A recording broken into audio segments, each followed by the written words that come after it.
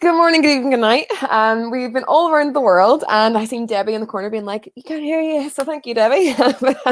But yeah, so thank you so much for. We're a quarter way through the show, and amazing this has happened so far, and I'm so excited for this session because I think I'll need a little bit of well-being, a little bit of tips for my moving forward into the rest of the day. So let's get ourselves started.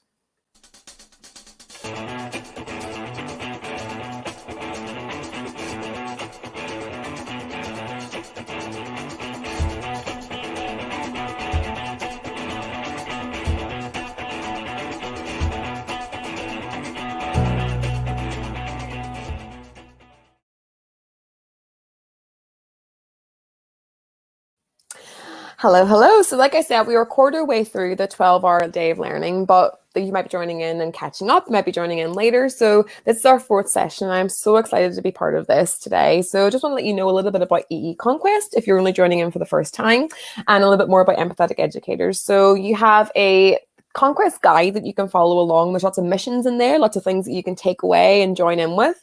So you can find that at bit.ly/EE Conquest guide. And you can also catch up on all the other sessions and join in with all the other conversations as well at bit.ly/EE Conquest 2021. And this is a completely free day of learning. So we just want to try and raise money for a mental health charity called Youthline in New Zealand. And you can find out about donating that if you think that's something a worthwhile cause that you can donate to, or share it into your community so people can donate it as well. So yeah, that's both things can help us in our mission to raise money for this charity. So that's bit.ly/EE Youthline, and all the other resources are there as well. So let's get ourselves started. Let's get our guests on the road and bring our wonderful team of educators onto this space. Hello. Let's get our mics sorted. Hello, Naomi. So exciting to have you on board. And yeah, like I said, hear all these great tips and takeaways, because I think I'll need them for the rest of the day and going forward into the rest of the space as well. So we have some amazing people joining in the chat, and we have you joining in as well for these conversations. So just going to let ourselves know, I know we have some flames going on that you can let us know about your passions and your missions. So we'll start with Debbie. Let us know a little bit about your flame and what ignites you. Let us know a little about you. My flame is on my phone, so bear with me. We can do it, right? Wait, can she do it? You did it before? It worked before. Give me a sec. There we go. All right, so you can kind of see it. Yeah. And mine are the ocean, baking, gardening, my students, and my kids. Those are the things that feed my flame, my passion, things that I get very excited about doing. They're very beautiful. And Alice, a little bit about you. Hey, I'm Alice, and my flame I've drawn. I am a junior teacher, so it kind of symbolizes who I am, really. I teach new entrants, which is reception and early years, and I've drawn mine. I don't know if you can see, but my flame, for me, it's, about being in nature, dancing, but also, exploring the arts. And a lot of the work I do here in New Zealand is about understanding the arts and how powerful they are for children's well-being and their learning. And of course, play is my biggest passion, play-based learning. It's what I've been providing education services here in New Zealand, and sort of that need for patience in childhood. So I can't do it right. I'm just realized backwards. So there's quite a few, and I put in the middle here, let's have fun. Yeah. And I mean that in in education, but also just in life. Like, that's just enjoy life more. So I've got a lot of things going on there. So I just did a little picture. Thank you. I love that. We love it. And Eric, I'm going to put yours up on the screen. So, there we go. We've got a bit of shapeshiftery happening. There we go. Yep. Okay, I decided to add these obnoxious. Wow, it looks a lot different now that it's up on the screen. Wow. So I had a lot of fun in Canva making this, and I don't think mine's a surprise to anybody. I found the marriage of green screen and mindfulness that met each other, and by having that marriage of the two, my life has changed so much. And my passion is my mindful superhero club. Let me put this up in Canva so I can talk. Anyway, my mindful superhero club, we practice mindfulness, and we go to assisted livings, and we bring the green screen, but my students make these green screen creations to teach people mindfulness all over the world with breathing techniques, and you'll see a lot of them today. I think that's my mission, is I really want to get this mindful superhero club everywhere if I can. My school district has already taken that on for me. We're going to do it in the fall for the whole school district and all the elementary schools. And I also want to educate, as you can see to the curved part, I want to educate educators mostly about green screen and video production and the power and the magic behind it and how it ties into social emotional learning. And I'm doing that in my upcoming summit next week. So we're going to put all those links as well into the session, because there's so many different resources in that. And I think we'll just stay on you, because obviously you're the one, you've already got your screen up there and you're going to be sharing some things. So the question that we're kind of looking at today is, what are some strategies, tools, or research that you personally or professionally use to promote well-being? So yeah, could you share some of your amazing things? And I think I wasn't surprised that it was green screen involved, or it was techie involved with your session. So yeah, let us know. Well, it's funny because you I wish I could see you guys as I'm sharing, but you find your passion. I always tell my students, find your passion, find what you're good at.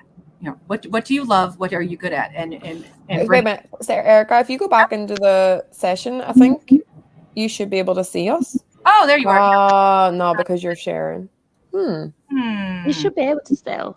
You should be able to stay on, because I've done it before. We'll try and make it work, but if not, then share again and see if it works this time. Because we've done it a couple sessions before and it has worked. We'll try one more time, and if not, we'll just move on with the session. You can look at it, but it should be that you should be able to.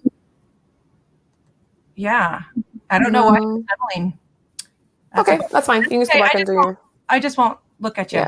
Yeah. That's okay. So as long as you can see this, but yeah. So yes, green screen is involved, and it's funny because before I figured out the whole mindfulness piece, it didn't feel like something that could help others. It just didn't. It just seemed like, oh, I'm just running from dinosaurs and climbing out of things and having fun. But honestly, it is the most powerful tool I have right now to help heal this planet. And that's what my mission is to help people figure out, and not just with the green screen, but just technology in general. So I'm just going to quickly go through this, because I don't. You can warn me from my time. But the one thing I wanted to share with everybody is something that's not only worked for me personally, big time, especially this week, but also with my students and beyond, and staff and everybody. I help the staff with mindfulness as well. And the thing is, we always talk about, and this is the website you can find this on, and we'll link it later. But we always talk about how, everyone wants to talk about your problems. When you're stressed out, talk to somebody you trust, or teachers who are working remotely that check in with emojis and things. And that is powerful. However, it's only one piece of the bubble. It's later. One piece of the puzzle. And what I mean by puzzle is that you really, your pain stays in your body. And I have said this to you before a lot, that dis-ease can cause disease. So I teach my students, and I teach educators, and this is not anything new to anybody out there, but it's a good reminder, is to make sure, we're always in fight or flight or freeze. And you want to try to be in rest and repair when you can, so these things don't happen. Now, this is a very deep slide. I'm not going to go into too much because it's pretty deep, but it shows you how it gets trapped in your body. So when you guys think about when you get stressed out, where do you feel it in your body? Anyone? The back of my head. On my chest, I get a bit. Yeah, which is dangerous. I know. I felt it before. Yeah. And me, it's the upper back. If I'm running late, which is always, my upper back, and then I get headaches, stomach aches, and this keeps jumping on me. So it's important to balance your mind, body, and your spirit. And I think that slide is missing, but so I want you guys to think about something that makes you smile, a belly laugh, a great memory, or something that helps you through those times. Because mine is when I taught yoga and I was traveling before COVID, and actually it's been a long time since I've traveled. And those things, whenever I see these pictures, it really reminds me of who I truly am and how I can get back to this balanced state. And these breathing bubbles, which I know Naomi uses a lot, which is awesome. we're teaching people how to create your own personalized breathing bubble, whether it's a picture of your pet in the center or it's, a picture of yourself. This is me in kindergarten. And you can't get mad at yourself when you see that, okay? It's hilarious. But I think it's really powerful when you actually put a picture of yourself as a kid. And there's also something called square breathing. So like I was saying, mind, body, spirit, you balance all three. So for your mind, yes, you can talk things out. I do a lot of art websites like Weave Silk, and This Is Sand is one of my favorites. I have that in here. For your body, I like to do chair yoga and other stuff like that. Let me get past the bubble for a second. I apologize. I had to be the one to mess up your session, didn't I? No, you're fine. It's good. It's good. All right, good. Because I'm missing some slides. I think I showed you the wrong one, but I will go to it later for other people in the link.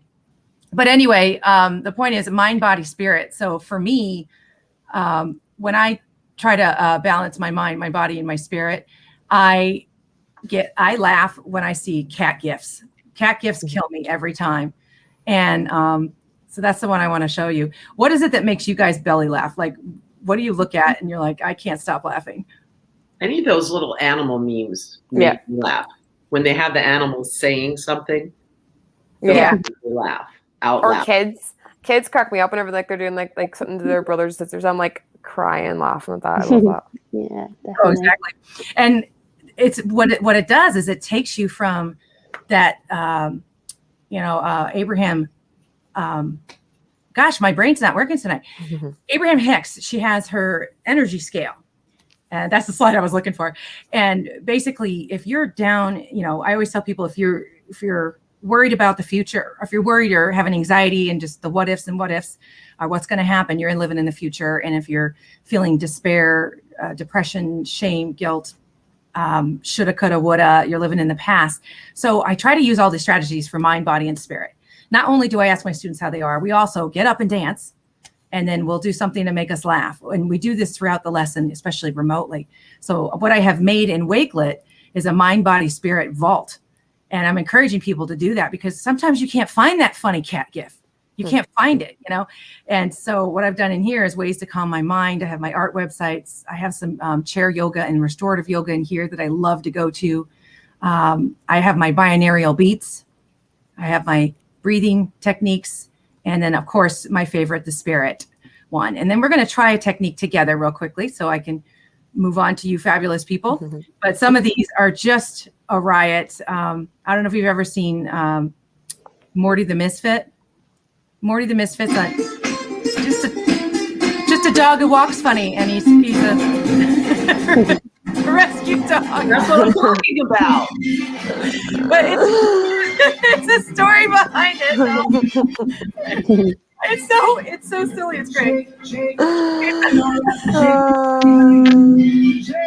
So the story. See, the story is that Morty the Misfit is this rescue dog that has one eye and he has broken hips, and he was so severely injured and sick, and this family brought him back, but he walks like that. So they post him to every song you can imagine. They even do solo ones, and it's just adorable. So yeah, things like that are very look, it already worked. But one thing I need right now is this breathing technique that's called 4-7-8. This is something that they use in the military, even in people who are professional sports athletes and things. And there's a whole science behind it that's in the right slideshow that it explains what it does by holding the breath in your brain. And you'll be fascinated by that, Naomi, because you love brain research. So I'll send you that. But let's try it together. It's a little difficult at first, but I want you guys to breathe in for 4. You're going to hold it for 7. And then you're going to exhale for the full 8. Okay. We do this 3 times and it's 1 minute. And what I did here with my students is in WeVideo and in Soundtrap, we made songs that at 4 seconds, it changes to a different beat. So you know when to hold your breath.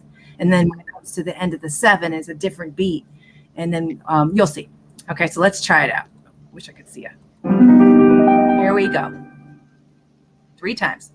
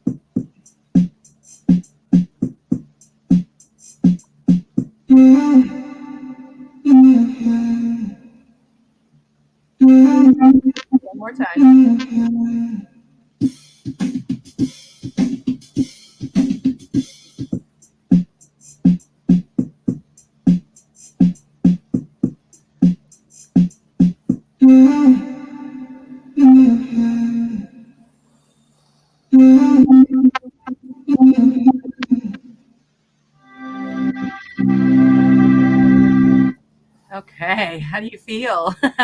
Yeah, it's nice. Yeah, Yeah, it's good. Yeah. it's good stuff. Yeah, it's great stuff. But anyway, I apologize for not having the right slides, but these slides are good too. And here, if you go to visit this, you will find a tutorial, several tutorials on how to make your own breathing bubbles, and also a form for people that don't have the access to the technology that need us to make them for them. My students are helping, and we have some kids in Bulgaria who are making them for. They're sending us pictures of their pets and stuff, and it's a really powerful movement called #MyBreathingBubble, and that's my way of giving back. That's what I'm trying to get people to breathe more globally. Yeah, cool. I'll definitely put that link into the session, and letting people know, because that, like you say, I use it every time we're doing our nerdy neuroscience sessions, and I think Shannon said I need more practice because I need to pass out in the treadmill. I wish we breathed beforehand, because I was very like, you know. Yeah. No, but it's fine. Your brain back together. If you're in fight or flight, 1 minute of breathing just puts you right back. And those really links, you've got some amazing takeaways on those pages as well. So I'll definitely put that. There's a resource pack as part of every session. So I'll put those links into the form, and that'll all be there if you're watching it back, or else you want to catch up if you're watching it live. It'll all be there in the online portal whenever you're going to watch it too. So that'll all be there for you to take away as well. So thank you, Erica. Yeah, great things, and it's fine. Things happen with presentations. It's no problem at all. But yeah, I love that breathing technique, because I needed that for this session as well. Moving forward, it actually says breathe at the top of my pages. I'm like, breathe. That's what you need to keep doing for the day. So yeah, 1 minute, you know. Yeah. No, thank you so much. And I think we'll move on to Debbie now, sharing the technique or the takeaway or the strategy or the tool that you would like to share with us. So I have to follow the girl with the very intricate slides. I showed the wrong one. This many slides. It's fine, no problem. Like I said, I don't have slides. Either one is no problem. We can take one from all of it. Mine is more for the classroom, for with kids, and because my whole thing is about building trust, building relationships, building feelings of safety. And one of the things that I encourage teachers to do is sometimes just chuck the lesson. Sometimes a kid will come in, they will have seen something on the news, or something will have happened in the neighborhood, or something will have happened in their family. And don't get so wrapped up in, well, objective 6.32A, and we have to cover it today.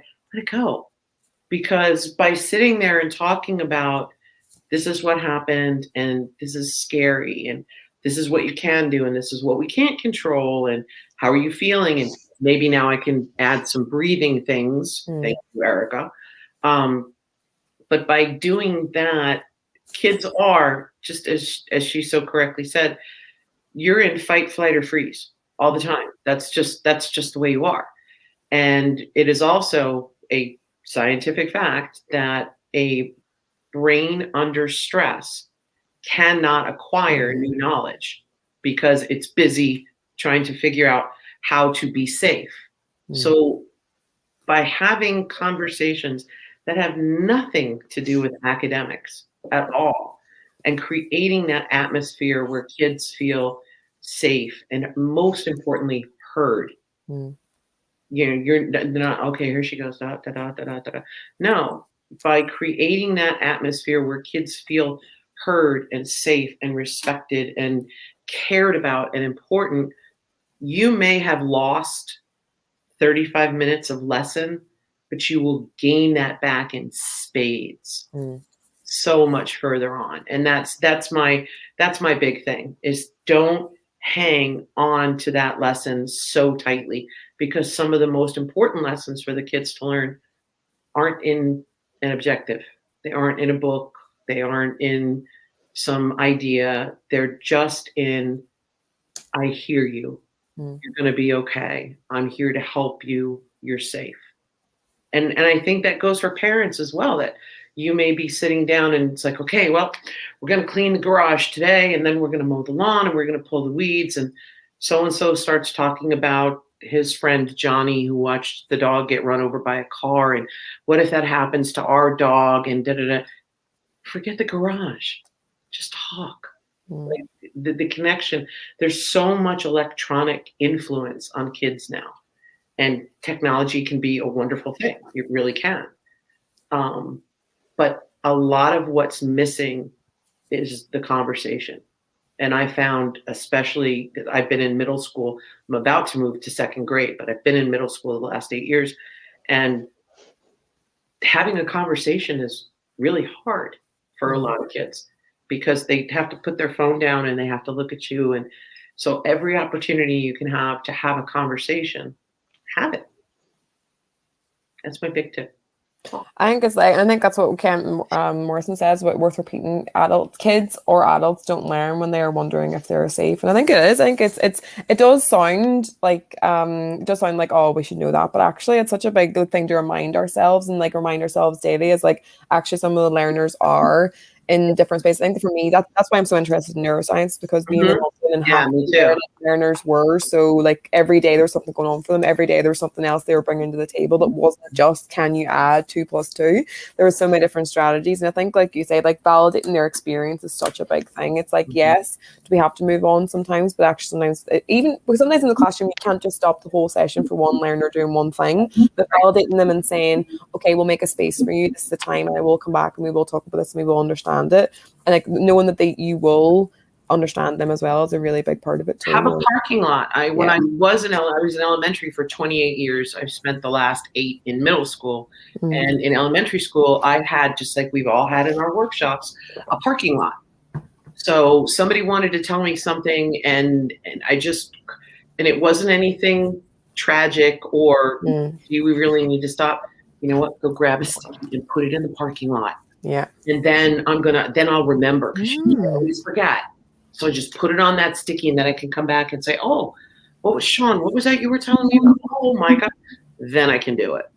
And that could be really cute, because you can get them drawing little visuals if they're like younger, or you can get them actually writing their name if they're a bit older. Like that's actually a little parking lot, little visual. That'll be good for year 2. Shannon said, wow, going from 7th to 2nd, that's a big change. But yeah, it's I think that's a great takeaway. No, I love that. That was so perfect. It's like just like they said, if you're stressed, you can't teach. If you're stressed, you can't learn. You know. Yeah. Right, but it is true, because I'm like Naomi. I love the science, the neuroscience behind the learning. The science for me, I especially love the science behind the emotions and the behaviors. That's my twist on it. And people don't realize that it's not a saying. Well, you can't learn anything if you're stressed. No, it's a scientific fact. A brain under stress cannot acquire new learning because it's too busy trying to figure out. That's one of my biggest fight or flight or freeze. Exactly. Yes. My biggest takeaway was that, wasn't like the actual learning space. I think it's great, that parking lot and the actual part of like having a bit of time. I think that little parking lot, I might use that in my classroom actually. That's actually a really good little space because sometimes I'm like, I know I need to go back to them, but you can forget and you can like have all those things, and that's what breaks that relationship piece. If you said you will do something then you don't, and it's not that we're meaning to do it. Sometimes you just get distracted with all the different hats and all the different things that we do. But that little physical, because that takes them ownership. They give ownership to like having the parking lot, but then your little place that you can go, oh, I'll go check if I missed something that I forgot to go and check in. So yeah, that's a really good little takeaway as well. Thank you. And Alice, moving over and letting us know a little bit about you and your space and what your strategy. Firstly, just thank you for bringing that up about slowing things down and not following the lesson plan, because that's something which I'm really passionate about. That's why I've called like my work Play Impatience, because every child is just so different. And I remember it made me think about when I was training to be a teacher. This amazing teacher told me, Alice, you can plan and plan and plan, and then it will snow. And what she meant was something will happen, and then you have to just adapt and respond to that. And that's what makes a real good teacher. And actually, funny enough, I think it did snow the next day after that. It was quite funny. So we just did some writing in the snow. It was really fun. But it was just a really good message. And because it's something which I'm really passionate about as well. Like, they're not robots, and it's about understanding the whole child as well. And as well as, so I think mine fits in quite nicely to both of you, because I've got some breathing and some aspects of talking. So when I talk about well-being, I'm talking about teaching, because I teach young children, like ages 3 to 7 is kind of my age group, particularly 5 years old. And I talk a lot about sort of them helping them control their nerves and anxiety, but as well as something self-esteem, developing self-esteem, because I think that's a massive aspect of well-being. And what I love is the play, that being my massive passion, and how much play actually really encourages children to be themselves, and how us as teachers can respond to that. And my mum, when I was training, taught me about, because she's also a teacher, she'd always talk about blossoming children. And, you know, no matter what they're doing, you know, drawing their pictures, building their towers, you praise that, because that makes them feel good and makes them feel safe. And before, when we were talking backstage, how you two said you like my accent, that really made me feel really happy. And, you know, that made me feel more welcomed. And I thought that's a good example of how a child would feel when you really give that positive praise to them. And, you know, so what I've genuine positive praise, not just. Yeah, exactly. Genuine. Yeah, you really mean it. And some children are just so clever when they play. I always say that, because like they really are. They really come out of their shell. And I don't know if you've ever come across a Reggio Emilia, the 100 Hands, the 100 Voices of a Child, 100 Languages. There's that incredible poem as well, which I can find and put in the link if you want. It really, it's a beauty. It made me cry. It still makes me cry, this poem, because it really celebrates that they have so many different ways that they want to express themselves.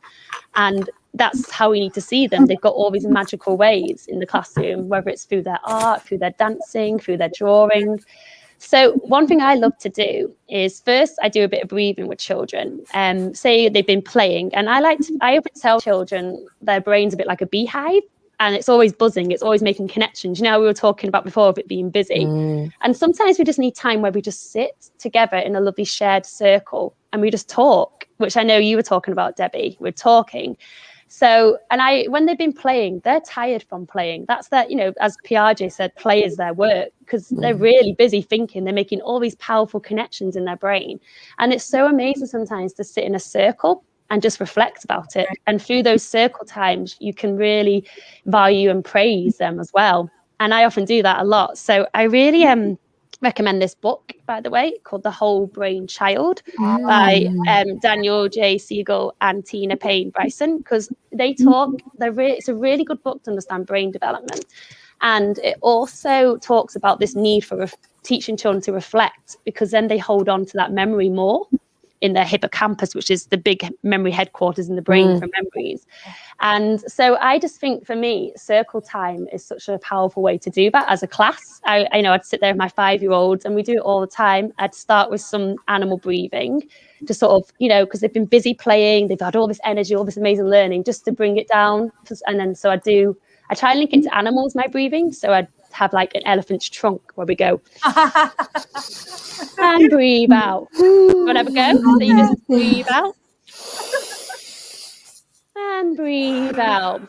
Or then I'd say, like, can we be a dolphin, where we're going up and down over the waves? Oh, look at that.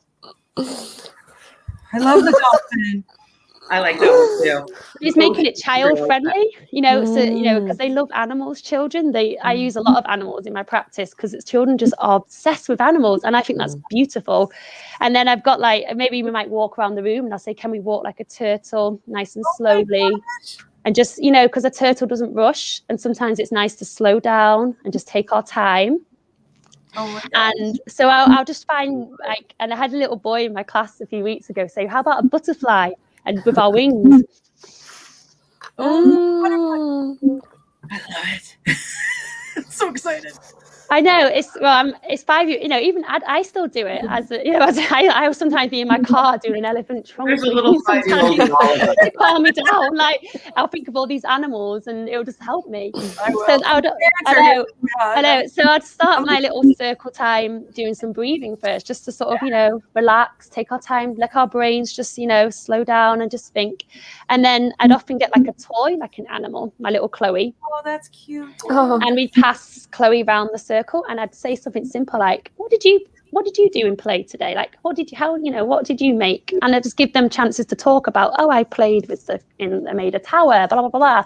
Oh, that's really cool. And then all children can come and show, like, say they made a beautiful picture, we could just talk about it. And again, it's just self-esteem. It's giving them a chance to speak and, you know, hear, and everyone to listen. Validation. Yeah, and what I love about circles is everyone can see each other, you know. And I've got this thing, and I have it in one of my workshops. It's a form of early literacy. Listening is literacy. A circle can go on and on and on. Don't know if you can see. Yeah. You can use so everyone's included, and we can all see each other. We can all listen to each other. And it's just a beautiful, authentic way. And circles are such a huge part of our world. Like, there's loads of research saying, well, our world is round.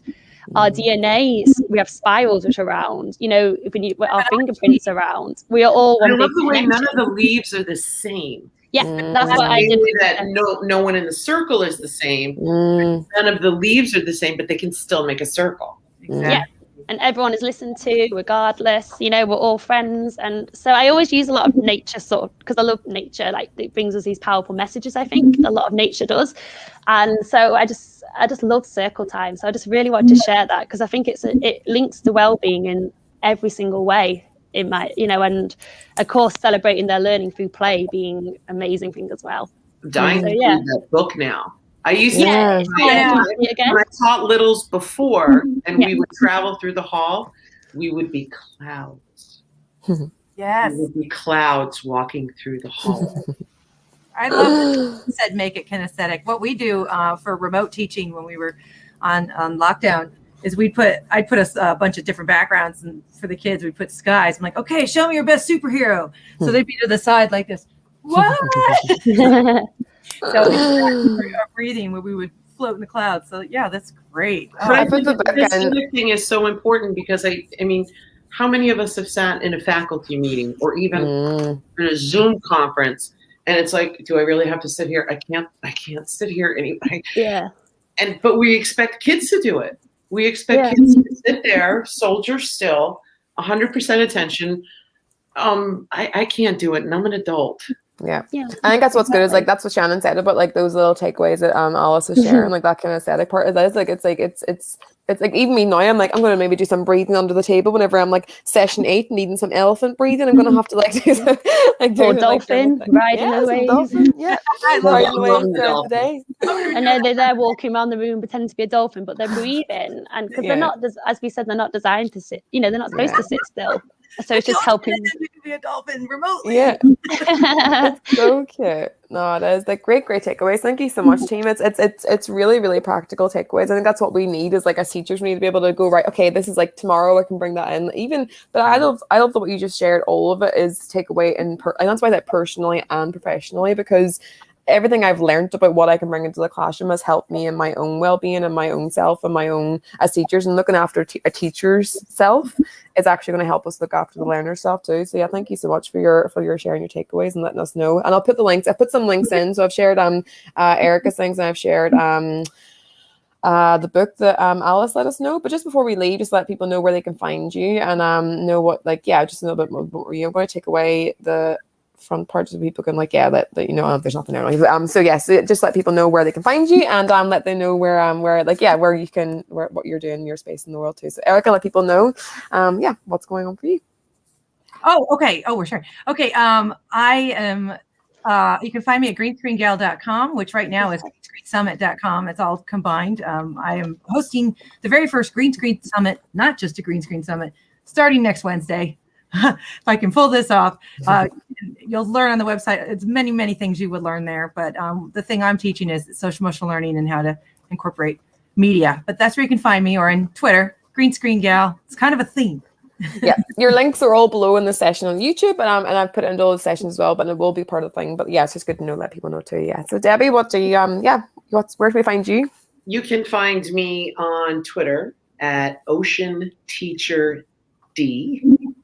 And you can find me on Instagram at A Better Classroom. That's what my company is called, A Better Classroom. It doesn't say Debbie anywhere.